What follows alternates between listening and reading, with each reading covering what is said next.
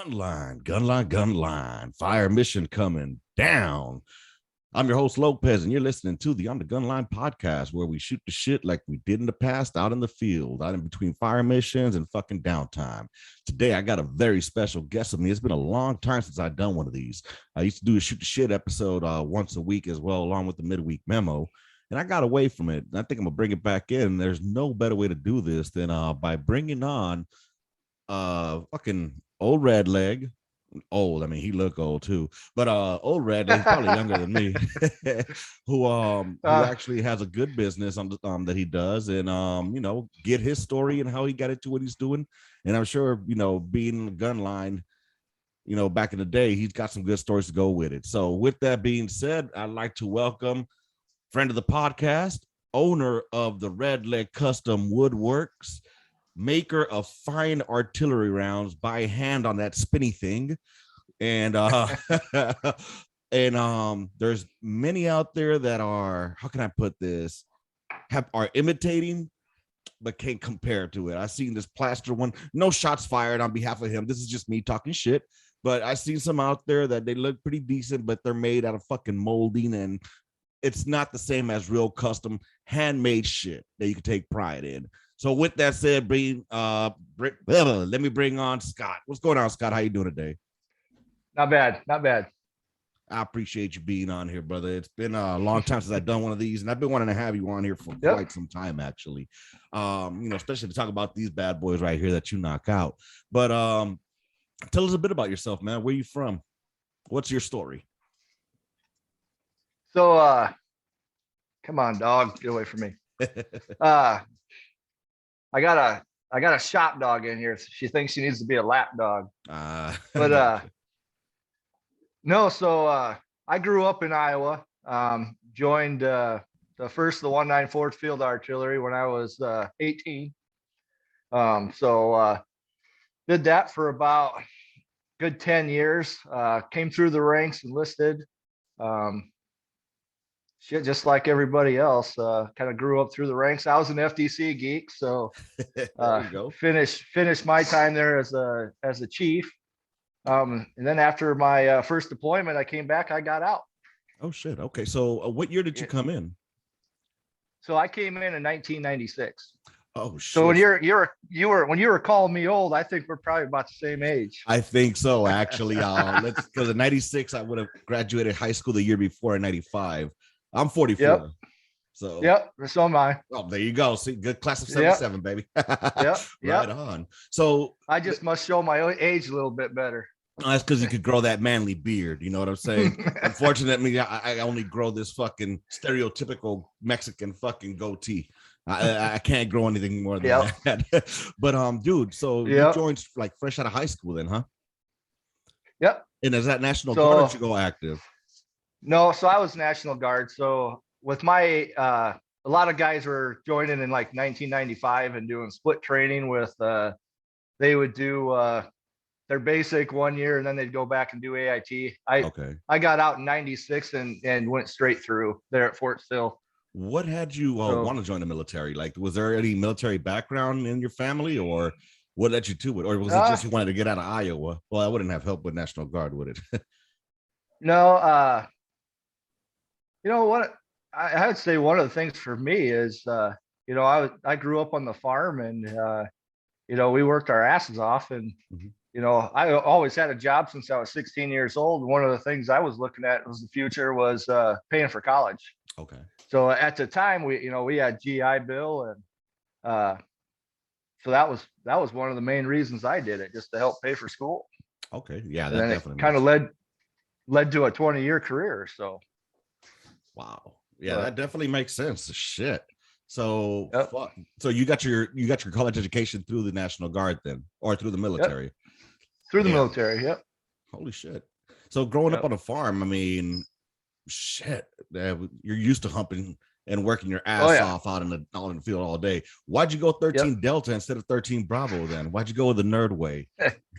So when I had to take that ASVAB, I scored high enough on it that the recruiter was trying to get me to go to to be a gun bunny, Oh, but I had a couple friends that were in the service that were older than me. yeah. And they right off the bat, they're like, no, you don't want to go hump rounds. You're gonna come and be with us. So Right on. so that's why I did what I did. What was your first impression of I'm assuming you guys did it. Was it still OSUT back then? I mean, was it one station unit training where you went through Fort Sill for your basic training and your advanced individual training, your AIT? For me it was, but okay. There was some other soldiers that when I was at AIT that came on board, came from Fort Benning, or they came from somewhere else. Oh wow. So it was I was straight shots straight through it. I did all my time there at Fort Sill. So no family prior to you in the military? Like father, uncle, nothing like that? No, both my grandparents were. Okay. Of course, that usually happens every time I talk to somebody. But let me ask you, so what was your impression of the military before you got in then? I probably didn't really think too much of it. I mean, we're the same generation, so I'm sure that you had seen Full Metal Jacket.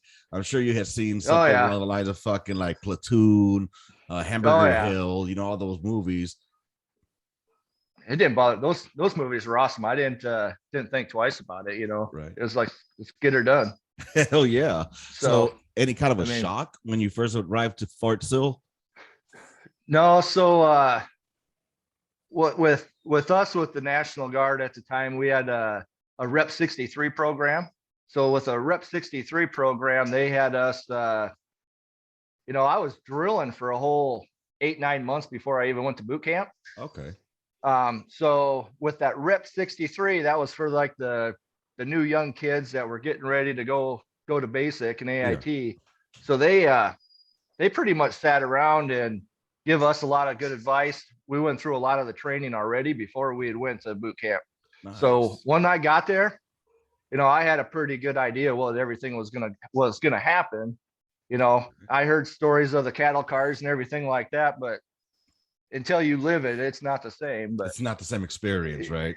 No, but they can talk all they want about it, but you get there and when the shit's hitting the fan, the biggest advice I had given to me was out of sight, out of mind. Right. Just stay quiet, do what you're told, you'll be fine.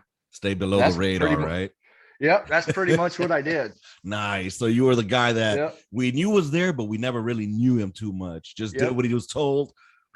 Nice. So what about your first day in basic training? How did that turn out? What do you recall the most from basic? Like your shark attack experience, if you will.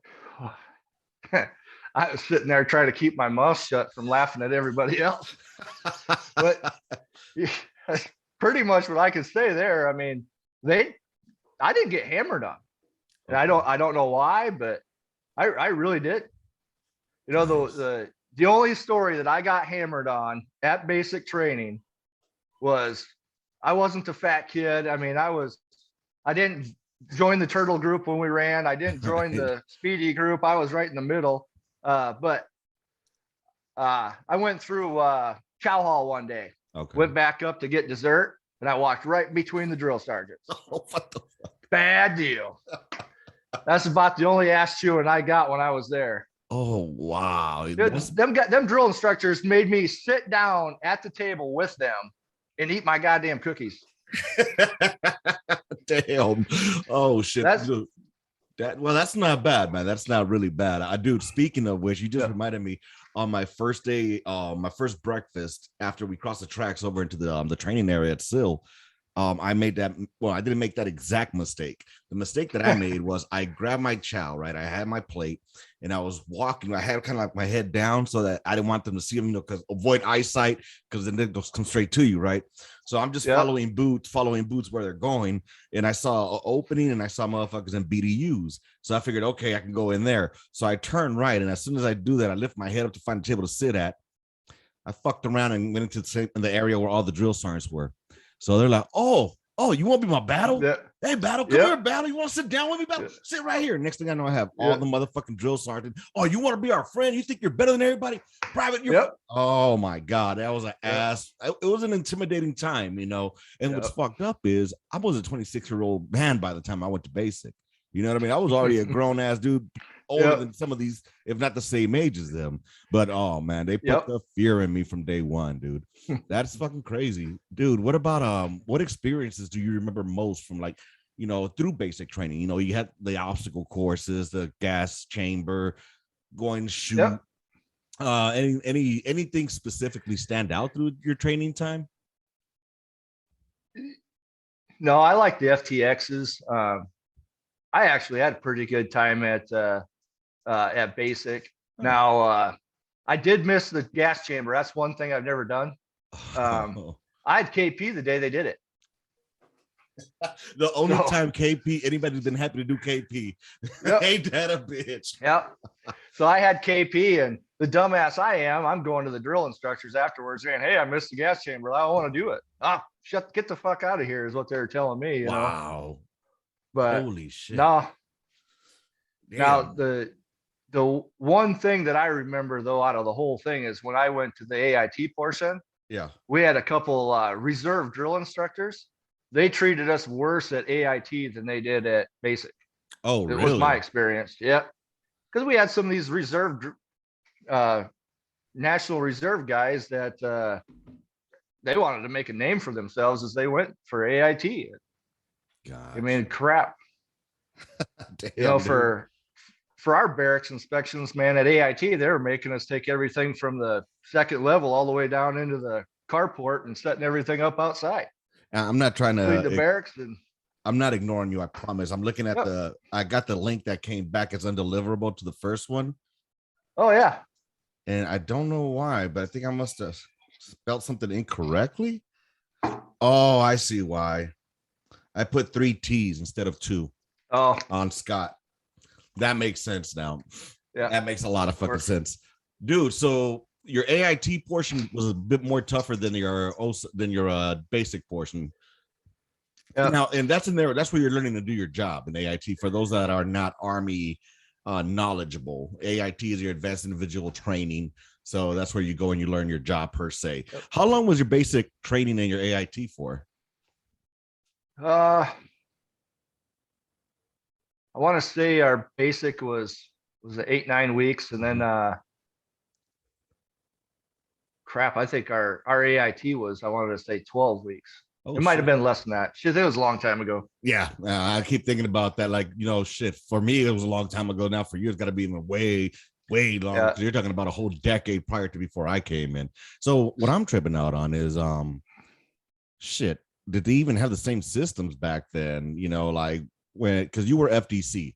So I'm just wondering, let me rewind. Let me catch my thoughts a bit for a second. It's been a while since I've done this, like I said, but dude, so when you were in there, your AIT, you still stayed in the barracks, right? And then woke up the next day. You were still in training, because for us it was a total of 16 weeks for basic training. So that was with the 9 weeks of basic, and I guess whatever adds up to 16 afterwards. But for us, all they really taught us was your basic load, fire, clear procedures for the fucking howitzer. That's it. You know, we didn't learn much. I'm assuming with you guys, you got to learn a lot more on the technical side, especially with the mathematics portion. Which I would have failed at immediately. Dude, did you guys have a lot of like, for example, when I went in, they had what's the AFATADs. So and did they even have that in your time when you went in, or was that more you guys were still doing charts and darts and shit like that? So we did a lot of manual safety, a lot of charts and darts. The AFATADs, I started working with that at my unit when I came back. Okay. We actually learned on the Bucks. It looks like a stinking calculator about that big. Okay. If you go to Snow Hall there, everything that I've ever worked on, it's in the antique portion of their display case. No shit. Yeah. Yeah. So go ahead. No, so a lot of that. I did most of my time on the Bucks the first couple of years, and then we switched over where we're using the AFATADs quite a bit. Okay. And now they got some new system. I don't even know what the hell it's even called anymore. I bet. So what does the box do? Like, I mean, it just does calculations for y'all, or what is it? Oh shit, it's been a long time. Um, so with the bucks, Mhm. with the charts and darts, it's kind of like your AFATADs. You're going through a series of steps to Okay. get the gun data. The only problem is as you're getting that gun data, um, you're sitting here. You got no electronics or no communications to the gun line. Oh, okay. So everything is voice. Oh So your shit. your RTO is sitting there reading everything off this box to the gun Okay. line, and then you just follow the steps the same way you do in the AFATADs a little bit. Okay. And I'm just thinking to myself, like, shit, you were back in those days where they still had to dig the line into the ground that runs out to the gun line to each gun, right? They have their own fucking the wire and shit. Or Yep. because you guys didn't have digital then at that time, right? With the AFATADs we did, but with the buck system we didn't. Oh, But gotcha. shit, you guys buried that line? Hell, I just left it on top of the ground. We just ran and. But Damn. National Guard, we took steps. We took shortcuts. I'm sure y'all did. Well, I mean, the Army took shortcuts with y'all when they came down to giving you guys actual fucking, gear to Oh work yeah. with. Yep. Dude, that's fucking crazy, man. That's fucking crazy. Oh man. So tell me about you did some time. So you did first 10 years National Guard. Did you deploy Yep. as enlisted or was it until you So became an officer that you deployed? no, my first deployment was in States. It was in the hell was it? Newport, Indiana. Okay. We were pulling we're security guards for it was a chemical weapons facility clear back in the day. So they had VX gas. Oh shit. Okay. Um, so this place they had rail coming in there. They'd bring in warheads and put the VX gas in the warheads and ship them out. Um, that was all done by the time I got there, but they had 6 bunkers of this stuff. Holy shit. So we sat there and watched it for a whole year. Best deployment in my life. Wait, did you guys get paid like active duty as well? Uh, shit, I don't remember. Yeah, we were on Title 10. Okay, so y'all had all the benefits and that counted towards your active time. So Yep. because with the National Guard, it works differently as far as your time for federal Yep. time, right? To add up to the Yep. 20 years. Yep. They put us on Title 10. So I've got 2 deployments that basically 2 years worth of Title 10 Right on. for deployments, but then your basic and AIT and all that stuff count too. Okay, damn. So being that tell me about the National Guard. Like how much of the stereotypes are true? Like I've never worked with National Guard except when I saw them on deployment, and they lived up to their fucking they lived up to their stereotypes of like, what the fuck is wrong with these people? Could it be just by Yeah. state or is it more? I think honestly, I think it's by state. I look at where I look at our battalion, Right. and they're pretty shit hot. They try to do everything by the book. Crap, when we were deployed, we were showing some of the active Army guys how to do a few things. You know, No, so that's a bold statement there. Oh well, shit. but we've got you get that Iowa, you get a lot of farm boys in there, and they Yeah. take their shit serious. So I mean, That's but true. I've been with some other National Guard states, and it's like, what the hell, you're the Country reason you're as giving us a bunkers. bad name. Right. I wonder if it's the southern states that are like that too. Like, the Mississippi's, the Alabamas, the Georgia National Guards. They ain't the brightest. Shots fired, Yeah. motherfuckers. Yeah. Dude, that's a trip. Mm-hmm. Yep. So yeah. what was your second deployment to? So I was a little bit different. So I spent 10 years when I got back in. I was out for about a year and a half. Okay. Shit, one night I was watching Band of Brothers series and missed everybody and called up the recruiter the next day, and got back in, and so I went to Fort Benning, Georgia for OBC. How was it? Yeah. part of my OBC, and then I went to Fort Sill. I was at Fort Sill for 6 months doing the officer training. Yep. And then once I was done with that, I came home. I was home for about 3 weeks, and then went to Afghanistan. Oh shit. Okay, so this was recent then.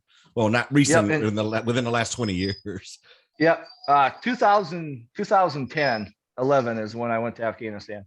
Oh shit. Okay. What part of Afghanistan? So I was in Kunar province. No shit. What? Yep. Okay, because that's RC East, right? Shit, I don't know anymore, but what cop? Or what fob? Camp Wright. Okay. Yeah, because we were out in Gamberry training the ANA. That was another fucking. My mission was different than y'all's. Let's just say that. Yep. And so I mean, I think a lot of people don't understand that Afghanistan, your mission or your experience in Afghanistan will depend on where you were at. I mean, you could have been in Bagram and have everything you wanted, or you could have been at Monty. At Cop Monty out in the middle of fucking nowhere, shooting fire missions every fucking day, getting blasted at every day. So, I was a little different. I didn't. I actually deployed with a. Since I'm in agriculture, I deployed with an agricultural development team. Oh, nice. So we actually went out with the infantry quite a bit up into the valleys, up into the hills, and actually went to a lot of the villages. Oh, wow. So I think you didn't do field artillery while you were out there then? No. But we had field artillery on our camp right there. So any chance, I remember the first night I was there. My colonel was actually field artillery. First night there, the 155 started shooting.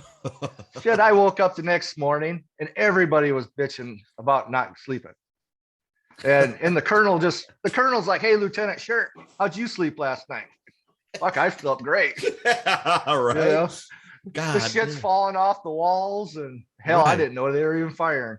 Well, not only that, I mean, what the fuck? I mean, it's not like they were just shooting for like calibration or something. It probably was a tick that they had to take care of, So go bitch at somebody else unless it's you out there, motherfuckers. Plus, I mean, you could tell the difference between outgoing and incoming, I guess.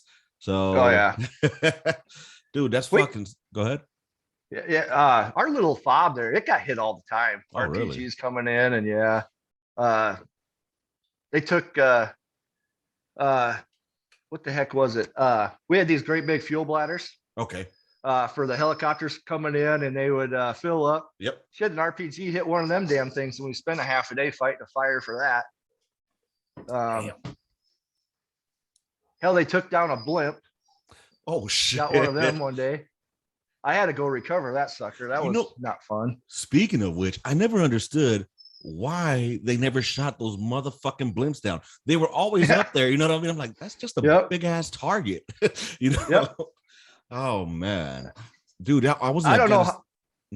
I don't know how they got it, but they got it, dude. But I was in Afghanistan in 2012, so I don't know if our times overlapped. When did you end up leaving? Oh, it was in 2011 when I left. Okay. We got in country in 2010 and got it. Left in 2011. Okay, so because I got there in early 2012 and left around Thanksgiving time 2012. They had cut us down to a 9-month deployment by that time. So because they were trying to start to get everybody. They supposedly wanted to start retrograding. This was in 2012, and we just barely left last year. So, but yeah, dude, experiences vary. So that's awesome. I mean, you got your fucking time in out there. So tell me, any differences that you noticed, at least in the National Guard? Are there any differences that you've noticed within the enlisted and the enlisted culture and the officer culture? Because you're the first officer that I've had here, actually. I don't know if that's good, but one of the things I've always said is I think a lot of in the National Guard side, I think some of the best officers that I've worked with and dealt with were prior enlisted. Okay. Because they already know their shit.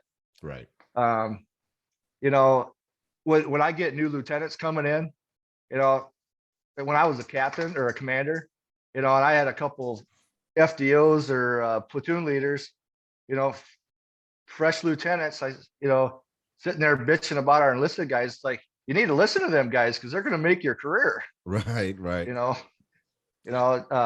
if they tell you what to do something, you best be doing it It's because to they their know their benefit. shit. Yep. See, You and know, but Mhm. oh, go ahead. No, no, no. I was gonna say, I mean, that's one thing I've seen. Like, I mean, it depends on the officer. Mm-hmm. I spent a lot of time shitting on officers, especially it goes back. I think it goes back to my time as a private, where my smoke, you know, from the get go was like, you don't talk to officers, fuck them officers. You know, you anything's wrong, you talk to me, your chief, and we'll take care of it. We'll handle it. That's all I knew. Like, but Mm-hmm. I think there's a different Yep. mentality though in the officer world as well. You know, because y'all are more bigger picture versus, you know, they're more in the And planning, we're more in the executing. At least that's the way it was ingrained to me. You know what I'm saying? yep. So it's not that I hated officers, it's just that I found that, especially growing in NCO ranks, I started questioning, like, do we really need officers? You know, I mean, can NCOs just really do it on their own? But I mean, I guess there has to be that division. So, but also, as to your point, as far as like the best officers are usually prior enlisted. However, comma, what I've noticed is they got a little chip on their shoulder. And as an NCO, you got to check them like, hey, sir, I get it. You were a sergeant at one time, sir, but you need to calm the fuck down because these are my soldiers now. You know what I'm saying? And so Yep. the ones that have the best relationship with their NCOs, I think, are the ones that succeed. You know, that's just my opinion. Yep. You know, I had a couple I had very good E7s, smoke and gunny. They were awesome. You know, I don't know how many times they came to me because they knew I was pissed off at something. And they Okay. said, "Don't worry, sir, I got it covered," and I'd let them go. You Right. know, but shit, just a good example. When I was an FTC chief, Mhm. I don't know how many times I threatened my FDO to sit in that chair right there. I was going to duct tape him to that chair with a safety tee in his hand. You Oh my know, god, I've heard that so much from FTC chiefs. Like they that officer inside that fucking, he's just there just to yep, say safe. yep, That's it, yep, nothing else. So, yep. oh my It's, god, do that's, I they? only want to hear that one word from you. What do they really do in the track? Where what does the FDO really do? I mean, for the gun line, I don't really know. Like, I'm on the line, all I see a LT or a PO walking by every once Yep, in a while. You know, I'm just waiting for my yeah, dad to shoot. yeah. So the FDO, he's just responsible for safety. Okay. You know, he's just making sure everybody's being safe on that. And he's got other duties. And I got a 640 here somewhere. I could probably whip it out and show you what them duties are. Right. But for the most part, if you got a good FTC chief, they can handle everything. Gotcha. And He just makes and his and that's yep. Lots you see a lot of FTC chiefs go on to become officers. I mean, right. they live on it already.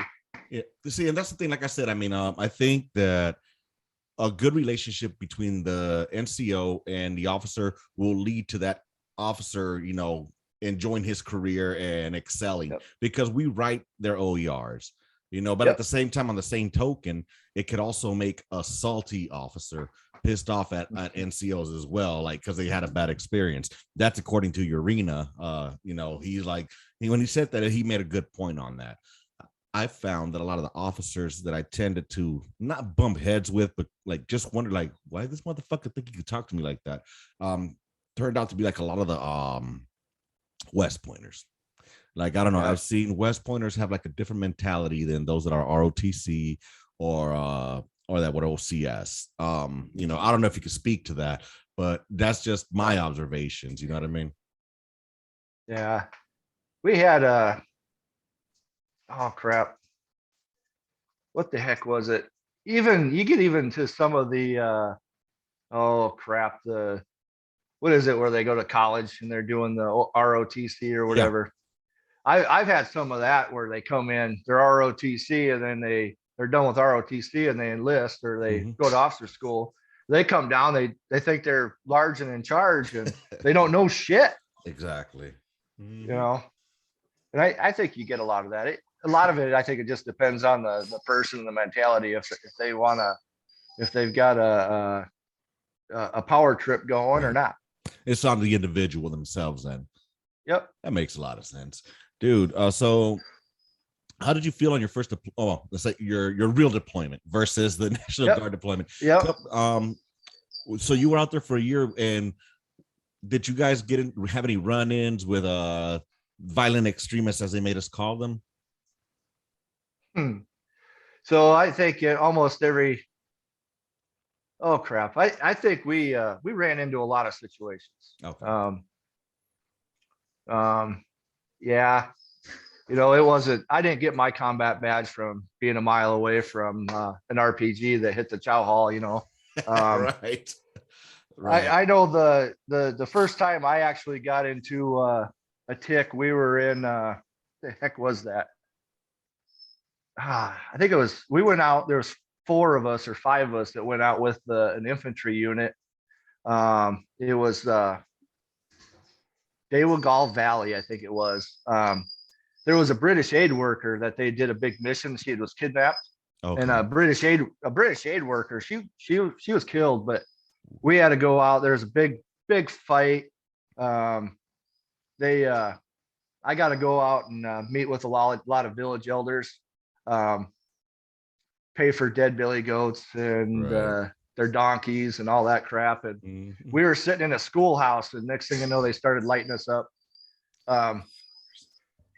Hell, I remember my first. We're sitting there. That's my first attack, and I'm sitting here getting under cover right in this old schoolhouse with no roof. I turn back around and I can see him see him right behind me. It's like, man, I'm not undercover or nothing. What the hell am I doing? Right. But no, we got out of there. I remember driving an hour and a half back in our oh crap, what was that vehicle we had? Hell, I can't even remember the name of the vehicles. Was it an MRAP or a Humvee? It was an MRAP. Okay. So we got we got back to the trucks, and they lit our guys up that were sitting in the trucks. So shit. I remember driving an hour and a half, 2 hours back to base with no air conditioner because they shot a hole in the line of that. That's like a stinking sauna. But we went out quite a bit. It seemed like most of our ticks were all in the convoy. Okay. Besides if we went out with the infantry guys, yeah, we were gonna get some kind of, yeah. But most of it was all in the convoys. Okay. Because typically I was always meeting with villages or the village elders, or we started like 6 or 7 demonstration farms. Okay. Well, when we'd go to them demonstration farms, we were always bringing in a lot of locals, so they weren't really attacking us when we were meeting with them locals. Now, did you happen to see them trying to at least like, was there any animosity between the locals, those that you were out trying to help, or were they actually receptive? No, they're really receptive. Well, a lot of it. Dude, we're gonna start a demonstration farm, and whoever I start the farm with, they've got cousins and brothers and everybody else that are trying to get their hands into the cookie jar. Right. So they're, you're gonna go with this guy. So, but the funny thing is towards the end of our deployment, they knew we were coming, and they'd call us up on hell, I had a cell phone. They'd call us up and say, "Hey, don't come today. There's bad guys in the area." Oh shit, that's nice. Shit. Fuck. Then all we do is we'd still come. We just get fired or get support from the Apaches and escort us, and that'll take them away. Oh, and they'd leave us alone. Yes, sir. Fuck yeah, dude. Now, did y'all have any casualties out that way during at the time within your unit? Not within our unit, but that Camp Wright, that's a small little fob. Mm-hmm. So there was a few that we had to do honors for. Okay. The thing I remember the most with that little fob is they had a makeshift hospital there. Yeah. To bring guys in and kind of get them stable to send them off to holy crap, having a brain fart. But they'd get them stable enough to fly the rest of the way in. Okay. And it seemed like I had if there was mass casualties, Yeah. with me being, we had to go up and help take them off the helicopter, get them in there. There was a few times I'd have to sit there and take notes for the doctors, Right. or, and that probably put more on a toll on me than anything else out of the whole I deployment. bet having to see all that, like I said, a lot of people don't really understand this shit until, Mm-hmm. you go somewhere like a cache or something like Yep. that. I remember on my first deployment, we went to the cache. This is in 06. And I don't remember what it was for that we went over there, but there were a couple of birds that were landing, and you could see that these guys got fucked up, like 3 or 4 casualties. They were wounded, but they were wounded fucking bad, and like, oh shit, this is real, you know what I mean? So I mean, we got fucked up a couple of times, but it was more along the lines of IEDs going off, and we got fucked up on my first mission. That was a really bad one, but dude, and it's crazy. Like you said, I mean, it takes its toll. Sometimes just seeing the toll of the human loss on it, the human side of it. So that's fucking. When you came back, how did you? Go ahead. Go ahead. You got it. Oh, well, I was gonna say, yeah, I helped out up there a couple times, but we had, I think, 4 medics. They were always up there, and I know they've had troubles. Yeah, I was gonna ask you about as that. They've been back home. When you got back, I mean, how did how they always tell us that well, you have to reassimilate pretty much back to civilization too, and that for National Guard, it's got to be even more difficult, because I'm assuming when y'all get back, you're probably active like for just a few more months or maybe, and then just back into the sector. So pretty much you haven't flipped that switch back to civilian. Nope. So I mean, especially seeing what you've seen, how do you deal with that? Like, I mean, or are you still dealing with it, or what methods have you taken in order to recoup from it? So, well, I don't think, like, for me, I still remember a lot of the shit that happened in Afghanistan, even 10 years later. Oh yeah. So, there's days it's like, well, shit, I wish I just sit in that bong room when I go get stinking coffee bean, every day. But, when it comes to some of that, I think, me, I stay busy all the time. I go to work, I come home, I work in the woodworking shop, go in, start the whole day over. So I stay busy. And that's me. I've always done that. Right. But some people handle it different than other people. Right. Because I've seen guys that's like, holy shit, you stayed on the fob almost all the time. You never left. But crap, you're claiming PTSD and every injury under the sun. And oh yeah. So it's all how you play the game. But I think, I know we had some guys that saw a lot of shit. I know our medics they saw a lot more than I did. Not necessarily on missions, but what they saw up there from the other units coming in. Yeah, exactly. But everybody handles it different. It's how tough you are. And you know what? You're right. I think you're right on that. Everybody does handle it in a different way. I think some folks are better at lying about it, that they're handling it, and then it creeps up on you, when you last or least expect it, and I agree with you, especially the fact that all those fucking pussyfied lying pieces of shit, those guys that clog up the system for vets that are having issues, trying to get an appointment, to get seen. Bro, I started trying to do an appointment back in August for mental health. I finally in December spoke with somebody and made an appointment for March. All right, to actually start my treatment for my mental health. And that's to get the individual basis. I'm starting group here next month, I think, or next week. I can't remember. I fucking forgot, to be honest. I have fucked up brain, so either way, but it's been fucked up. And I mean, it's like you said, it's and on the individual to try to find something to keep busy. One thing I found is keeping busy, it makes you not wonder about shit or think about shit from back then. and the idle mind is the devil's playground. So, I mean, did that have anything to do with you starting to create these bad boys over here? No. So I've always tinkered around. I used to make a lot of furniture.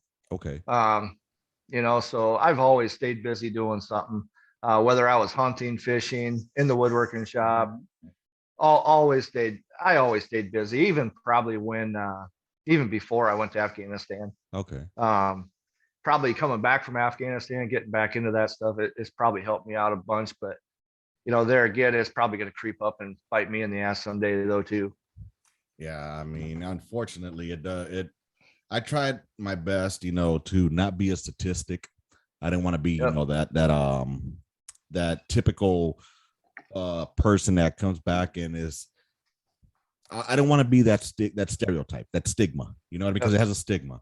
Yep. But I it's biting me in the ass because now I've gotten to a certain level of quality of life that I have for my wife and my kids, that if I stop the working, unfortunately, I won't be able to maintain it. You know what I mean? But Yep. working, I wanted to do it because I wanted to prove to myself I can do this. And honestly, bro, I kick myself in the ass for doing it because it's not that I'm lazy. It's just that I can't deal with the people that I work with. Yep.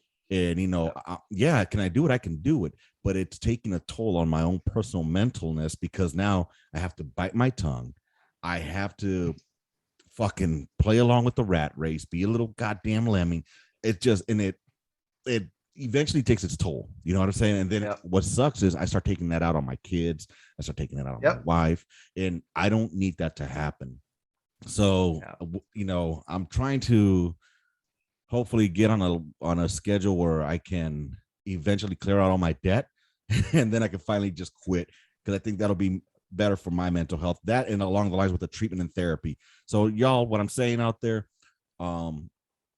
don't try to fucking, if you got, I know a lot of us try to not go seek help. Go look for help, yo. Go look for fucking help. It'll help you out. I mean, don't be that tough guy because it will catch up to you. Yep. So how did Redneck Custom Woodwork come to fruition? So that happened here a couple of years ago. I'm probably year 3 now. So when I retired, I hit my 20, or okay. I got medically discharged because of my back. And, hell,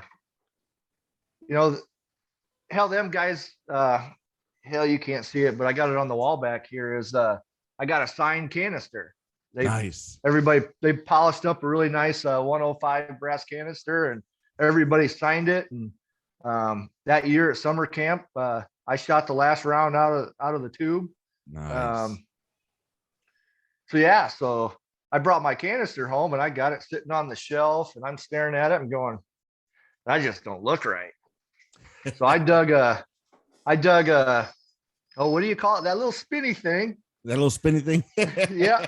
So we had the woodworking shop back at the farm at my dad's. He had an old wood lathe. Okay. So I dug that out, and neither one of us had experience on a lathe. So him and I are both trying to figure this stuff out together. Right. But I stole or I borrowed. There you go. I probably shouldn't even say that. I signed out a 105 training round from the armory. There you go. And basically took that to the wood shop and dropped that sucker right down in front of me, and we turned one out.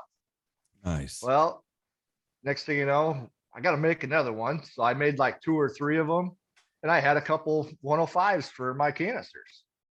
Well, shit, one thing leads to another. You take a picture of that and send it to a couple buddies, and then the units are wanting them, guys are wanting them. And so I probably made maybe 150 of them things the first year after everybody started seeing them. Just the 105 rounds. Right. Like what you got there next to you. Yeah. And then right here. And I wasn't painting them. I wasn't doing anything. They were just stained and varnished. Oh wow. And then I was just taking a Red Bull with cross cannons and slapping it on there and calling it a day. Right. And then I had a Marine who used to be a Marine, joined the National Guard, and he's like, well, I fired 155s. Can you make one of them? Well, I couldn't make one of them on the lathe I had, so I went out and bought a bigger lathe and made a 155 round. And then I'd say over the last last year, I started painting them like what you got, and right. I think they're I think they're turning out pretty darn nice now. Bro, they're Kind of turning got out. her, yeah, They're fucking got beautiful. her, yeah. So Dude. yeah, so they're all over now. I've seen a lot of them on Facebook recently, like, and I've seen people put it up like on different groups. I saw one in an artillery group, and it looked exactly like the same as the way you do it. So I was like, okay, that's got to be one of Scott's. It's got to be. So I put a picture of mine on there, and I was like, this is where I got it from, and I put the link to your place. And I mean, this is artillery is a very small community, but we're a very prideful community. You know what I mean? We love to show our fucking rounds off. And dude, I can't thank you enough for this bad boy. This is my pride and joy here. I love her. Make sure y'all go to redlegcustomwoodworks@gmail.com or redlegcustomwoodworks.com. It finally took me a long time to get it. It's Redleg Custom Woodworks. I don't know why I kept fucking stumbling on it, man. So dude, so you've been doing this for 3 years now, huh? Yep, we're gonna be starting year 4 now, I think. Nice. I don't know, I lose track of time, but one of the things like last year, it was nonstop all year long. I couldn't keep up. There's a lot of them. They can get them at the Field Artillery Association at Fort Sill, Oklahoma. It's just nonstop making them, and I had to get back into some of my furniture, so we're going to be stepping back a little bit here this year. I've got some live edge slabs. We got some tables we're going to make here already this year. I got some countertops, wood countertops for a customer that we're going to do with a kitchen island. And so we're going to start getting back into some of, because with my shop, I can get a lot farther ahead making the furniture and the higher quality than I can knocking these artillery rounds out, because I'm trying to keep them at a price point that's low enough that everybody can buy them. But then when I do that, then I don't get my shop rate that I need. But it's one of them deals. I'm doing it, because I'm an artilleryman. I want to keep everybody happy. I completely understand that. So that makes a lot of sense. I mean, and trust me, we are very thankful. Like I said, there's more folks that that make these then. So not like I'm making them. Okay. I haven't seen anybody turn them down out of wood. What I've been seeing is most of the people that are making them 3D printed. Right. So they're 3D printed. They're kind of painting them. I've tried to make mine as close to accurate as possible, but they're not perfect. Right. And I'm not going to say they are, but I've seen some pretty good 3D printed ones out there that don't look half bad, but they're not as strong as what these are. I mean, and these got some weight to it. I mean, compared to a 3D printed one. Dude, and no hate to the 3D printed ones, but to me, I just like something that's handcrafted, handmade, and there's a passion behind it. And so what I ended up doing, I don't know if you saw one of the episodes when I first did the unveiling of this bad boy. I put it on hey doggy. I put it on it fits a 105 canister perfectly. Yep. Like, so the dimensions are there. Actually, hold on one second. I'll be right back. You need out, dog. All right, come on.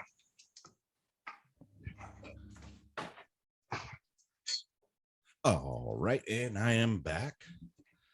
And he has stepped away for those that aren't watching us on the YouTubes. Oh, there he is. Yeah, I had to let the dog out. She's whining. Gotcha. So this here, for those that are unaware, is a 105 canister. All right. They're not made out of brass like they used to make them back in the old days, but this is it right here. But check this out. Fucking perfect. Fucking perfect. I mean, you could put some powder bags in this bitch and shoot it. You know what I'm saying? You can't get any more realistic than this or more accurate. So again, no hate to everybody else, but I mean, if you want some real high quality woodwork made by a fucking redleg, go to Redleg Custom Woodworks, because this is the shit. Now y'all better get him while he's still making them, because like he said, he might be taking a break. Yeah, we're gonna, we won't quit making them, but we're gonna slow down a little bit. I got some equipment I need to get purchased, and I'm not getting there fast enough to get that equipment purchased. So Right. we're gonna take on some other more of my high end furniture jobs. How many people are doing it? Doing the rounds? Oh, so I only know of No, I mean as far as with you, how many people do it with you? I'm by myself. Damn. So my day is, I got a full-time job.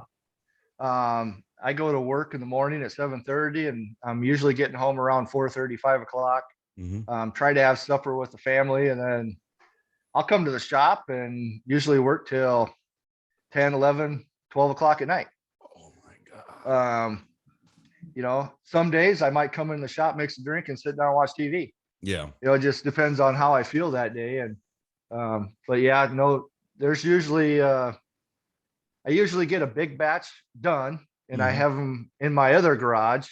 Okay. Because my shop is basically 4 cars, but it's 2 cars and then 2 cars deep.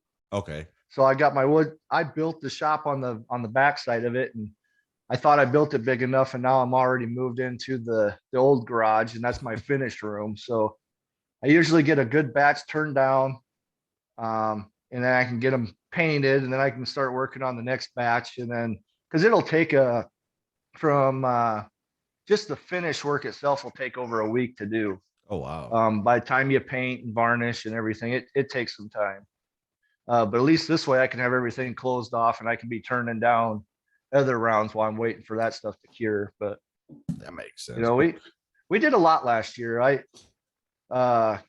Once we here for our year end, I'll sit down and actually figure out how many of the 105s and the 155s. I started making Attack'em's rockets. I sent one of them, a big one, to Australia here this year. Cost more to ship it than it did to make the round. Wow. And then, so when I talk that 3D printed, I don't want to get to where I'm making the rounds in 3D print. I'm not going to do that, but I've got so many people asking me for mortar rounds. Yeah. And I can't do the bases of them mortar rounds the way I want to with wood. Gotcha. They're not going to hold up, and the fins will break off. So, yep. So we've got a couple 3D printers that we're going to start playing around with here now. Okay. Just to make the bases for the mortar rounds. Right on. That's awesome, dude. I mean, and your base or your clientele is expanding, which is awesome. Yep. Eventually though, business is business, so the price might have to bump up a bit here and there. But have you ever got a question for you? How do you get away with sending these bad boys through the mail? Like, I mean, have they ever been like, what the hell is this? So nobody has said a word yet. Okay. I haven't had any complaints. I shipped that rocket to Australia, and it went through customs and everything. Now, the one thing I was worried about one day is I sent 24 little half-scale 155 rounds for the Field Artillery Association to a unit in Texas. Yeah. It got there, the box was all mangled up, and they were missing 2 of them. And there's a hole in the box. So somewhere in some UPS station somewhere, there's a couple little half-scale 155 rounds all painted up, rolling around on the conveyors somewhere. Or somebody picked the motherfuckers up and took them home. Yeah. Dude. But yeah, nobody said anything. That's fucking crazy. Man, go ahead. They ask when I do the shipping, they ask what it is. I just say wood round. Oh, okay. So I mean, they're solid. Like, they probably like, they mean like a round piece of wood. Yeah. They don't know. I don't think they have a clue. No. Well, that just goes to show us that they don't really X-ray shit. Because if this shit went through an X-ray, they'd be like, Mr. Shirk, I need to go ahead and stop. So- Yeah. Yeah. No, works out. Right on, man. Well, I do appreciate you giving us some of your Yep. time here, Scott. It's been a pleasure having you on here. Yep. And now that we've gotten to know you, we're definitely gonna have a seat open for you for the midweek memos, so you can come over here and shoot the shit with us and give us an FTC perspective on things. But yeah, man, I really appreciate everything you do. I really appreciate communicating with us and what you do for the artillery realm. These things right here, they really give a sense of pride to a lot of those old artillerymen as well. Yep. Have you gotten any feedback like from people that have gotten these rounds? Oh, in the oh, here, just a second. So one of the come on, dog. God, you're a pain in my ass. So one of the things with these artillery rounds in the last couple of years, I really haven't been hit by the trolls too hard, Okay. complaining about prices or bitching about they don't look right. Yeah. I had one guy on the 155. He questioned, oh, that's not a TNT, that's a Comp B round. Oh, Dude, I pulled it. I pulled all the dimensions right out of the stinking TM. I know what I'm doing, Right. but knowing that most of the guys now are shooting the Comp B, that's why I switched them over. I get good feedback. I mean, the one thing that I really like and I personally like is during Christmas or if somebody like a family member bought it for their dad or husband or something, they'll send me a video of them open it up, and the looks on some of these guys' face, these older artillerymen, just the looks on their faces, it's like you see their jaw dropped, gets real quiet, and that's what gets me going. I've started making, well, I've made probably 15 or 20 the full big 8-inch rounds. The old Vietnam guys. Yeah. It only costs $40-50 to ship the sucker, but I lose money every day on them. I'm sure. Yeah. But they love them. God, they do. I mean, you get one of them 8-inch rounds, and them old guys, they see that. And, that's I'll priceless be that way to them, someday. Though. Yeah, that's probably something priceless to them because it brings them back to their time of their youth. You know what I mean? Yep. Damn. Yep. And I got a lot of I'm getting a lot of repeat business, and that's what's hitting me kind of the hardest. Is a lot of these units now are using them for retirement gifts, PCS gifts, right? A lot of that, and that's what's getting me. Okay. And I got a 6 to 8 week window, but I get this phone call. Hey, I need it next week. Well, I'm sorry. You should tell them do my best. But there's going to be a bit of a rush or an increase because you're taking priority over somebody else's. And we're going to go to that this year too. Okay. So we're going to do some updating with some things, and I got to get some things under control before I move on, I think. But yeah, definitely, dude. Oh man, hey, it's really been a pleasure talking with you today, and we're definitely got to have you back on here again. If anybody has any questions for him, reach out to him. Where do they reach you at? Where can they find you on the socials? I'm on Facebook, Instagram, or they can hit my website, redlegcustomwoodworks.com. They can get my email address or telephone number there. So right on. Yeah. Well, y'all got it, man. Next time y'all speak with him, hopefully you'll be getting a custom round made, because that's one thing I forgot to say. They're fucking custom. He will make them to the best of his ability to how you want it. All right. So make sure y'all get with him. And the other thing though too with this is everything I do is got there's nothing non-military. So I got another guy, Matt Van Beek. He comes over and helps me out at nights. Prior artillery, and then I've got all my graphics are going through Spartan Hydrographics and Custom Design out in Nevada. Okay. And he's a retired Marine, so everything's military. There's nothing civilian sourced. So if you guys have a business and you need to get some graphics done, go ahead and visit. What's that called again? Spartan Hydrographics and Custom Design. All right, y'all go and check that out. All right. With Yep. that being said, y'all have a good afternoon. I'm gonna have to bring back these shoot the shits because I missed them. So with that said, rounds complete, end of mission, and gun line out. Bye, motherfuckers.